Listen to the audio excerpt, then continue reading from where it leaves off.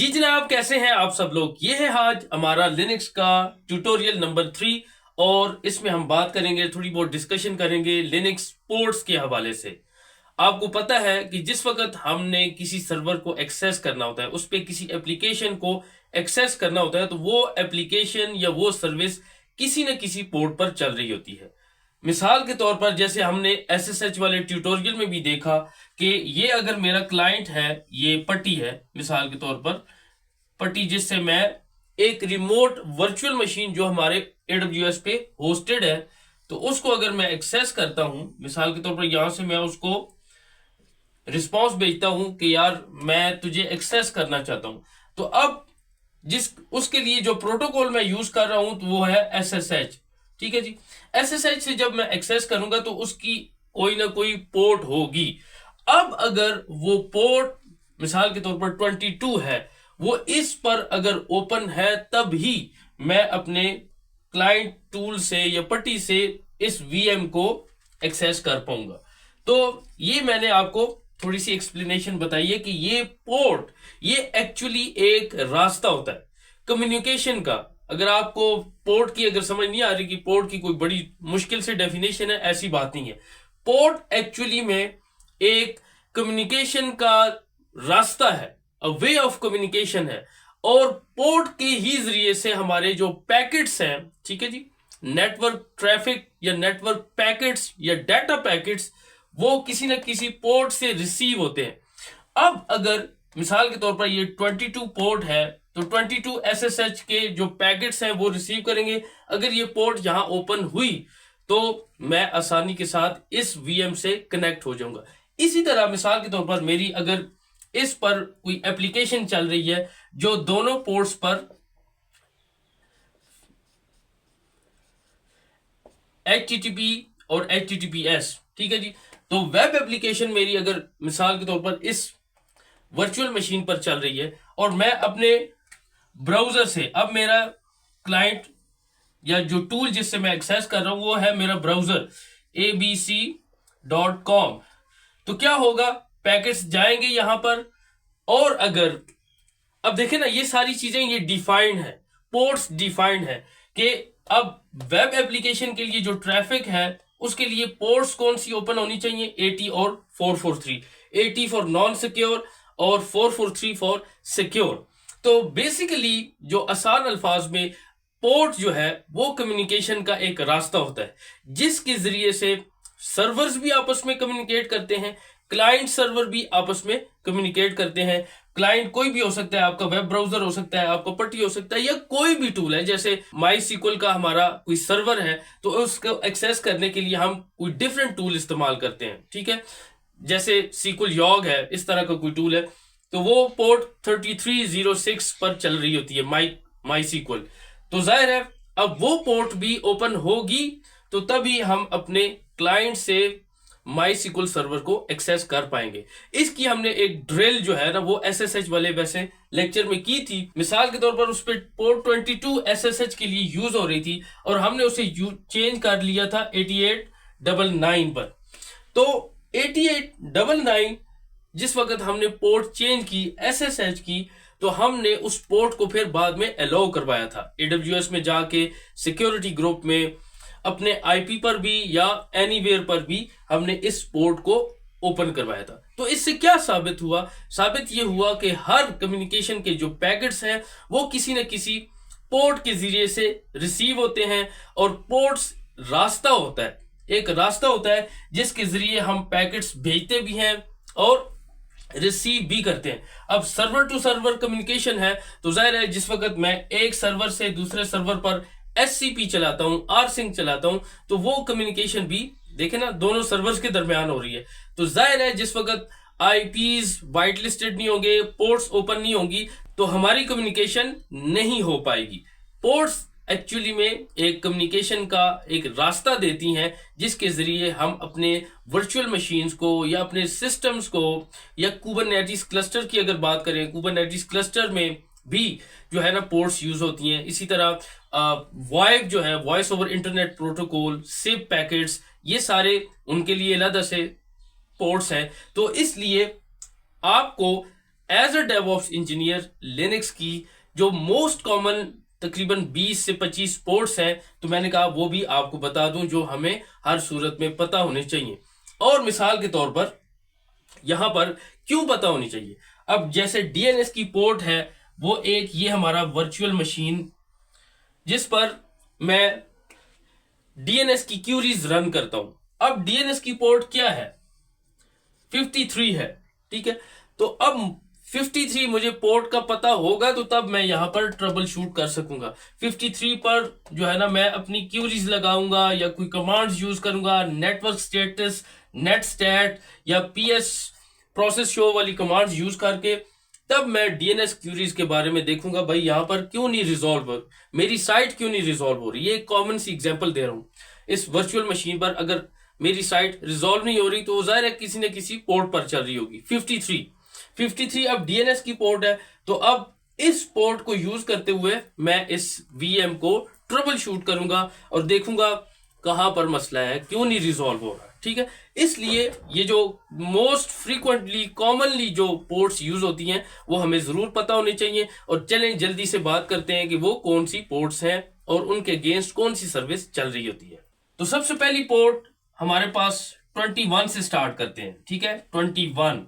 तो अब 21 जो है वो एफटीपी के लिए यूज होती है, ठीक है। हर पोर्ट में कोई ना कोई प्रोटोकॉल भी इन्वॉल्व होता है उसके बैकएंड पे, ठीक है। तो 21 फाइल ट्रांसफर प्रोटोकॉल है। इस पर भी इंशाल्लाह एक लेक्चर होगा जिसमें हम देखेंगे कि किस तरह हम एक वर्चुअल मशीन से विंडोज अपने पीसी पर फाइल्स अपलोड कर सकते हैं या डाउनलोड कर सकते हैं। यानी ये मेरा कंप्यूटर है और ये मेरी वर्चुअल मशीन है, तो उससे मैं कैसे फाइल्स को भेज सकता हूं या डाउनलोड कर सकता हूं। तो उसके लिए जो प्रोटोकॉल यूज होता है वो है एफटीपी, फाइल ट्रांसफर प्रोटोकॉल, और वो उसकी कौन सी पोर्ट है, 21। तो मिसाल के तौर पर अगर आप अपने वर्चुअल मशीन से कुछ फाइल्स डाउनलोड करना चाहते हैं तो आपने इस चीज का ध्यान रखना है कि आप कौन सी पोर्ट यूज कर रहे हैं एफटीपी के लिए। इसके बाद जो अगली पोर्ट है वो है 22, जिसका मुझे यकीन है आप सबको पता होगा, वो है एसएसएच के लिए, सिक्योर शेल, ठीक है। एसएसएच यानी वो प्रोटोकॉल जिससे हम अपनी वर्चुअल मशीन्स को एक्सेस करते हैं। इसके बाद 23 किसके लिए है, टेलनेट के लिए, ठीक है। टेलनेट हम अमूमन यूज करते हैं वर्चुअल मशीन्स पर जब किसी सर्विस को देखना हो कि वो रिस्पॉन्स कर रही है कि नहीं। मिसाल के तौर पर टेलनेट की जो कमांड है, टेलनेट अगर मैं अपने वर्चुअल मशीन लोकल होस्ट पर चेक करना चाहूँ, लोकल होस्ट यहां पर मैं देखना चाहूँ 21 पे एफटीपी चल रहा है कि नहीं, तो मुझे रिस्पांस आएगा जी ठीक है चल रहा है। तो इस तरह टेलनेट की पोर्ट जो है वो 23 है और ऐसे हम इस कमांड को भी यूज कर सकते हैं। टेलनेट लोकल होस्ट पोर्ट 80 भी यूज कर सकते हैं, 53 यूज कर सकते हैं। तो बिल फर्ज अगर कोई रिस्पांस नहीं आता, ये कनेक्शन रिफ्यूज आता है, तो ये एक ट्रबल शूटिंग का एक ये समझ लें कि हमारे पास आइडिया हो जाएगा कि हाँ भाई कोई मसला है इस सर्विस के साथ, क्योंकि टेलनेट पे कोई रिस्पांस नहीं आ रहा। तो टेलनेट कौन सी पोर्ट पे चलता है, 23। इसके बाद अगली जो पोर्ट है वो है 25। ये देखिए मैं तरतीब के साथ जा रहा हूं, 21, 22, 23 और 25। 25 या 26 भी यहां पर मैं लिख भी देता हूं, 25, 26 ये एसएमटीपी के लिए यूज होती हैं, सिंपल मेल ट्रांसफर प्रोटोकॉल। जो आपकी ईमेल्स वगैरह की कम्युनिकेशन होती है उनको ये पोर्ट्स हैंडल करती हैं। इसके बाद जैसे मैं आपको बता चुका हूं डीएनएस के इश्यूज, तो डीएनएस की जो पोर्ट है, अगर हमारे पास कोई डीएनएस के इश्यूज होते हैं तो हम इस पोर्ट पर चेक करेंगे, ठीक है। तो ये डीएनएस की पोर्ट है 53। समझ आ गई आपको। 21 एफटीपी के लिए, 22 एसएसएच, 23 टेलनेट, 25, 26 एसएमटीपी के लिए, 53 डीएनएस के लिए। इसके बाद 67 और 68 जो हमें आईपी एड्रेसेस मिलते हैं और डीएचसीपी प्रोटोकॉल से, तो DHCP dynamic host configuration protocol, DHCP कि जिस वक्त हमारा पर्सनल कंप्यूटर, लैपटॉप वगैरह अगर ये डीएचसीपी यूज करते हैं तो उनको डायनामिकली आईपीज असाइन होते हैं। तो पीछे जो पोर्ट्स यूज होती हैं डीएचसीपी के लिए वो है 67 और 68। इसके बाद सबसे मशहूर कॉमन 3 पोर्ट्स वो है 80 और 443। मैं एक ही जगह लिख देता हूं। 80 फॉर HTTP, हमारी जो नॉन सिक्योर वेब ट्रैफिक है वो 80 पे चलती है, और सिक्योर है जिस वक्त हम SSL इंस्टॉल कर देते हैं तो वो हो जाती है HTTPS। तो 80 for non secure web traffic और 443 फॉर सिक्योर, और HTTP stands for hyper text transfer protocol. ये वैसे मैं आपके साथ नॉलेज शेयर कर रहा हूं, अगर आपको इनकी एब्रीवेशंस नहीं भी पता तो कोई बात नहीं। 80 और 443 इनका डिफरेंस हमें पता होना चाहिए कि कौन सी सिक्योर है कौन सी नॉन सिक्योर है। इसके बाद ईमेल्स के हवाले से दो और पोर्ट्स हैं, वो है 110 और 143। एक है POP3 के लिए, POP3, और दूसरी है IMAP के लिए। वैसे ये दोनों सर्विसेज ईमेल्स के लिए यूज होती हैं, जो हम ईमेल्स अपने पास ब्राउजर में एक्सेस करते हैं, डाउनलोड करते हैं। तो POP3 जो है वो ईमेल्स को एक डिवाइस पे डाउनलोड कर देती है, और IMAP जो है वो ईमेल्स को मल्टीपल डिवाइसेस पे डाउनलोड करके सिंक भी करती है। तो बेसिक जो की डिफरेंस है इन दोनों में ये है कि POP3 एक ही डिवाइस पर ईमेल्स को डाउनलोड करती है, IMAP जो है ईमेल्स को मल्टीपल डिवाइसेस पे डाउनलोड करके साथ उनको सिंक भी कर देती है। तो ये डिफरेंस है, और इन दोनों की पोर्ट्स POP3 के लिए 110 और IMAP के लिए 143। इसके बाद अगली पोर्ट आ जाती है 123, आसान पोर्ट है। 123 NTP के लिए, नेटवर्क टाइम प्रोटोकॉल। देखें हमारी जो वर्चुअल मशीन है, अगर हम उस पर डेट या टाइम की कमांड रन करें तो वो हमें टाइम बताता है। वो टाइम किसी न किसी ज्योग्राफिकल लोकेशन के साथ सिंक कर रही होती है। तो उसके लिए जो प्रोटोकॉल यूज होता है वो है नेटवर्क टाइम प्रोटोकॉल। वैसे हम जोन चेंज भी कर सकते हैं, और जिस वक्त हम जोन चेंज करते हैं, मिसाल के तौर पर मेरी वर्चुअल मशीन पर जोन है US सेंट्रल, मैं कहता हूं नहीं इसको यूरोप के साथ सिंक करो, तो जोन भी चेंज हो सकता है। तो जिस वक्त जोन चेंज होगा तो जाहिर है इसके बाद फिर टाइम दोबारा से सिंक होना शुरू होगा। तो जो टाइम सिंक होता है तो उसके लिए जो प्रोटोकॉल यूज होता है वो है NTP, नेटवर्क टाइम प्रोटोकॉल, और वो जिस पोर्ट पे रन करता है वो है 123। इसके बाद मेरे दोस्तों 161 और 162, और ये प्रोटोकॉल यूज करता है SNMP। ये दोनों पोर्ट्स, ये वाला protocol SNMP, simple network management protocol, SNMP simple network management protocol. जिस वक्त मिसाल के तौर पर आपकी वर्चुअल मशीन्स हैं, 10 हैं, 15 हैं, 20 हैं, आपके राउटर्स हैं, आपके स्विचेस हैं, आप उनको मॉनिटर करना चाहते हैं, उनके लॉग्स, उनके रियल टाइम यूजेज वगैरह, CPU, मेमोरी, रिसोर्स यूजेज, तो उसके लिए नेटवर्क ट्रैफिक मॉनिटरिंग के लिए जो प्रोटोकॉल यूज होता है वो है SNMP, और वो जो पोर्ट्स यूज करता है वो है 161 एंड 162। इसके बाद जो अगली पोर्ट्स मैं आपको बताने जा रहा हूं उनका ताल्लुक डेटाबेस से है। तो डेटाबेस में सबसे पहले अगर इसी ऑर्डर के मुताबिक चलें तो 1433 जो पोर्ट है वो माइक्रोसॉफ्ट SQL सर्वर यूज करता है। Microsoft SQL server, MS SQL। तो माइक्रोसॉफ्ट SQL सर्वर जिस पोर्ट को यूज करता है वो है 1433। इसी तरह डेटाबेस के लिए जो MySQL सर्वर है, जो सबसे कॉमन पोर्ट है वो है 3306। ये तो मुझे यकीन है आपको पता होगी MySQL जिस पोर्ट को यूज करता है। और इसके बाद अगली जो है वो है पोस्टग्रेस, उसकी पोर्ट है 5432। ठीक है, 5432 रिवर्स में वो है पोस्टग्रेस। ठीक है जी, तो ये पोर्ट्स हैं जिनका ताल्लुक डेटाबेस है। अगर SQL server, Microsoft SQL server है तो 1433, MySQL है तो 3306, पोस्टग्रेस है तो 5432। और इसके बाद मेरे दोस्तों सेकंड लास्ट पोर्ट है वो है 6379, और वो यूज होती है रेडिस के लिए, रेडिस कैश। ठीक है, रेडिस जो पोर्ट यूज करता है वो है 6379।